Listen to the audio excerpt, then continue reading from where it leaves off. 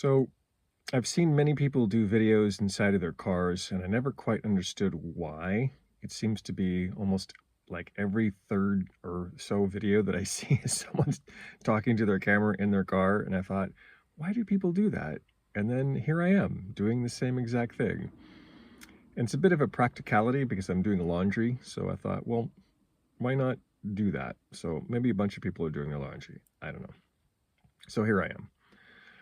Um, Again, welcome to One Man's Journey. My name is Christopher. I don't think I've said my name in a while, so there it is. And again, I'm just doing these videos to talk about things that have happened to me, are going on with me, all part of my journey, to connect my story with other people's stories, see if they resonate, find connection. Hopefully, maybe sometimes they help, sometimes they make you laugh, make you think. Who knows? Today, I think one thing that has come up for me to talk about, which has been pretty big in my life, had been pretty big in my life, not currently, but it's this idea of addictions has been pretty big. Um, my own relationship to my self-worth has been a big part of my journey, which I talked about, I believe, a few weeks ago. And I think an aspect of that has been the way that I've dealt with that lack of self-worth. And I also think a lack of meaning somewhere inside of me is then through the use of something external, such as alcohol, drugs, pornography, sex, masturbation, news, sports, you name it, social media. I mean, it's all there. I mean, I think we could all name countless addictions that we have, food. There's just so many things that we can say that kind of pull us out of the moment or help us to escape or help us to medicate. I mean, it's for multiple reasons, I think, why we have the addictions that we do. Cigarette smoking, that was another one for a long time. So it's just kind of like gamut of the externalities that we use, I think, to find some sort of solace in. I started drinking when I was 14 years old. And then I think it subsided a little bit. That's when I first started, and then of course, as you got through high school at 16, 17, it just gets worse. And I know many people have stories of it even starting earlier, and that's a huge one. When you start drinking at such an early age, it just messes with your brain chemistry. That was the age when I first saw my first porn. That tweaks you and messes with you. It really didn't get bad until later on in my life. Really didn't take hold so much until much later, but it took hold, it did.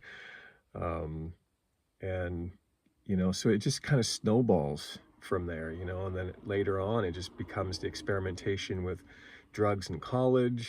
And then that kind of manifests into a whole new thing that just becomes kind of a big, giant pretzel of all these other things that are trying to bring us into some state that is not what we're feeling in the moment, which is usually pretty shitty.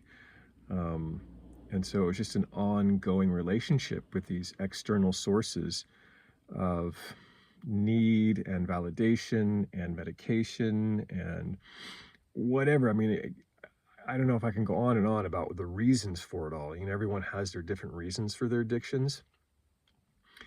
And they never ultimately served me in the end. It was just sort of like, they just became part of the fabric of my life. Like drinking a beer was just an everyday occurrence.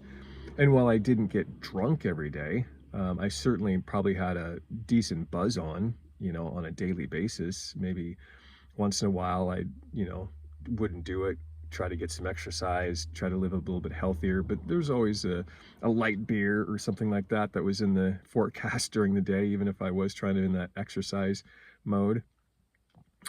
Even exercise became an addiction at one point. So it's anything that just we become so obsessed with. And these are, I don't want to judge any of that for myself or anyone else. I mean, they're just such a part of our journey. This is why I'm doing these videos. It is a part of it until eventually it just runs out of gas. It like either runs out of gas or it just, ends in an unfortunate situation, which mine certainly could have multiple times. And I thank God that they didn't end up in a really, really bad situation, because they easily could have been. Um, and even the thought of it just kind of gave me the heebie-jeebies of where things could have gone. So um, I'm very grateful that I'm not in that situation anymore. Um, and I think for me, all those addictions were kind of compiling over time.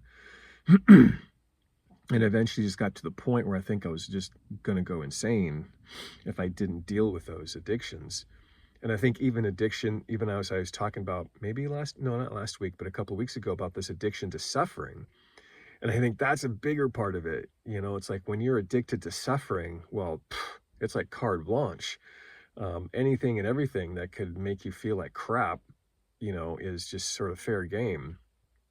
So it's a whole lot going on there. And, in all of that, there's the suffering, but there's also the feeling, when I look back on it, there's like a void space. There's something, an emptiness that was inside of me on a soul level. I can't even just take it to a psychological this life thing. I think it's just something in the soul that's searching for something. It's looking for something. It's needing to be filled and fulfilled, and it's looking for anything it can. And those externalities just don't do it. They're temporal. And they make you feel like hell in the long term. They beat you up, beat you down. And it was just like, kind of enough is enough, like I said. And that's when I really decided to get serious with the healing work. And eventually it was just kind of trying to feel and identify the parts of me that were in that state of need. Why? What was the beer, the alcohol, the drugs, the porn, the sports, the news, the politics, the whatever it is? What were they all representing? What was it? What were they looking for? And ultimately, in the end, I think all it is that these parts of us are looking for is love. And as weird as it sounds, it's like the beer was love. It became my best friend for a very long time. Didn't ask questions, just gave me what I needed. And that was it. And I could always count on it. I can head to the store, pick up some more best friends, and there it is. And, then of course, the rougher substances, of course, that was a whole different ball of wax.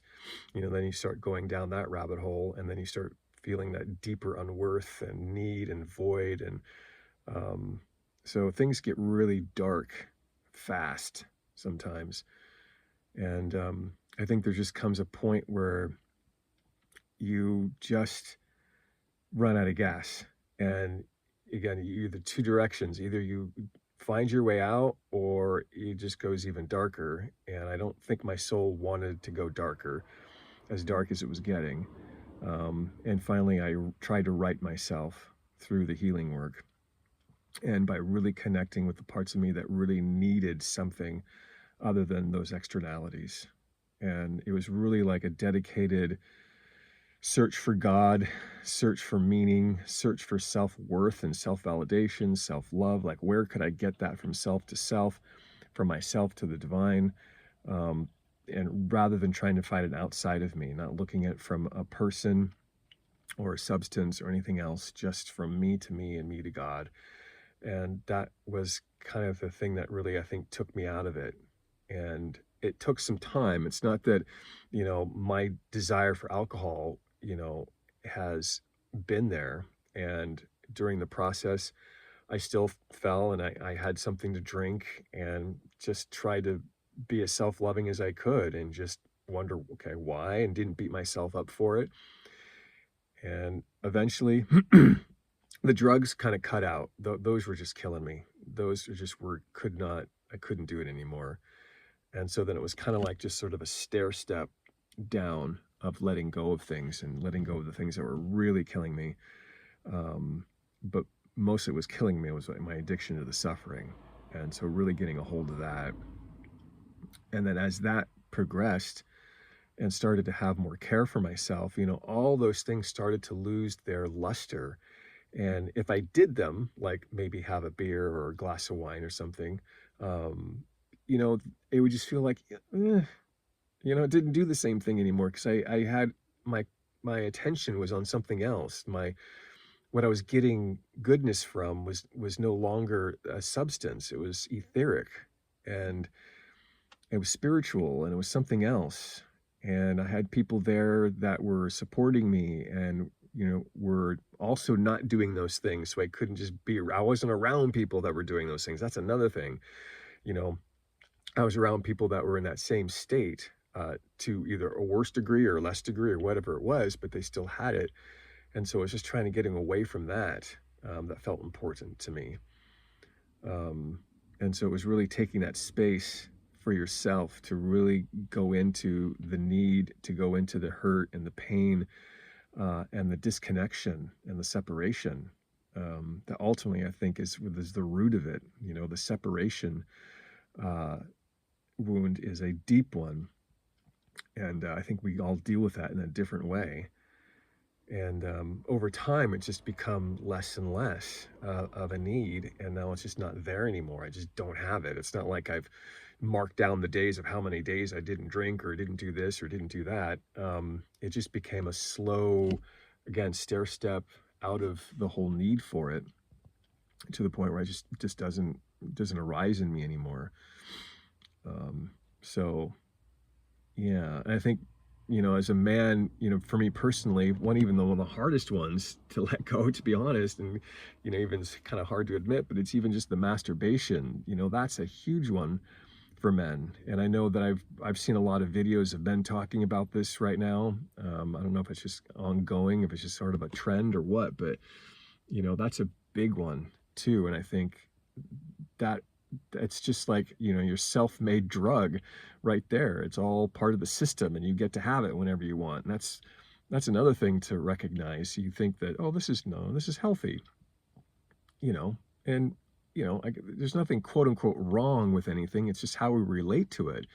And if we can't stop something, then it's an issue. There's something going on there. And I realize that especially when it comes to things like masturbation or pornography, it's just a huge suck of our vital energy. And, that has had to stop as well. And to, to really get a sense of like your own sense of health and vitality and self-worth and all that. So there's just so much wrapped into this. I mean, I can go on and on, about the technicalities, I guess, but I just wanted to be more general about that.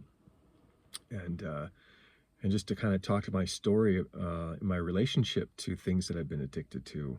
And each of them has their own thing, whether it's the alcohol, the drugs, pornography, the news, the sports, everything. But generally, it's always something has been external to try to fill a need that felt like it wasn't there.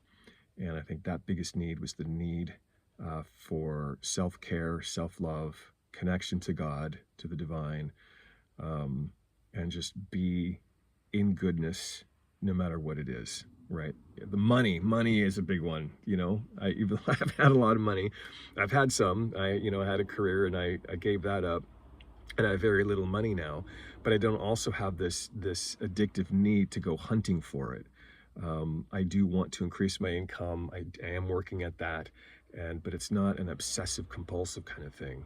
I'm just allowing it to be because I've got more sense of self flowing through me, and that's a huge gift.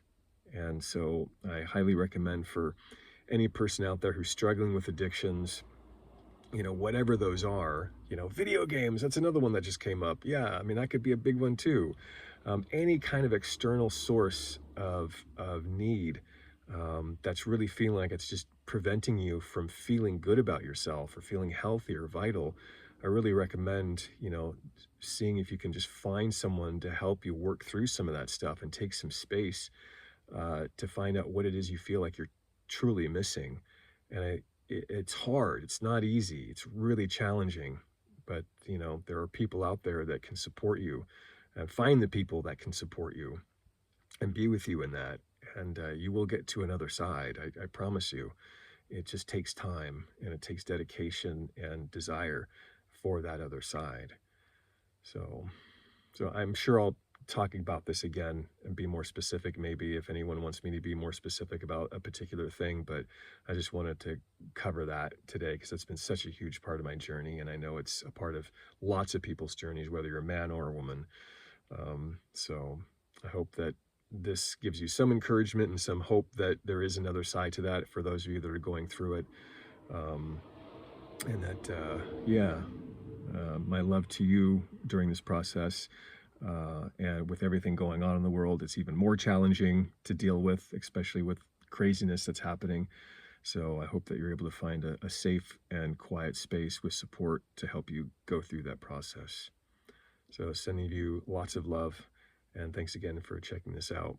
And again, if you have any comments about this, I would love to hear about them. So, all right, take care and see you again next week. Bye-bye.